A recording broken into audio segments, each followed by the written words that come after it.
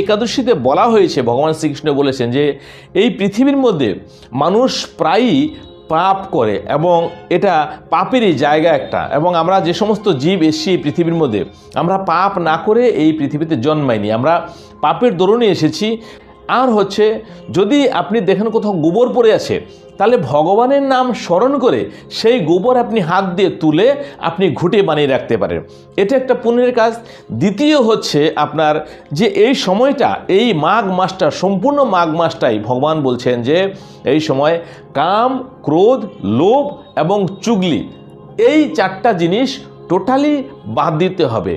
এগুলো পাপ কিন্তু স্বাভাবিক লোকে করতে থাকে, অর্থাৎ কারণ আমি নিন্দা করা যাবে না, এবং কামকে সংযত করতে হবে। লোভ মানে অকারণে বা আপনার কাছে সামর্থ্য আছে তারপরে লোকেরটা আপনি আশা করছেন, সেই জিনিসটা করা যাবে না। এবং হচ্ছে হিংসা আর হচ্ছে অন্যের নিন্দা।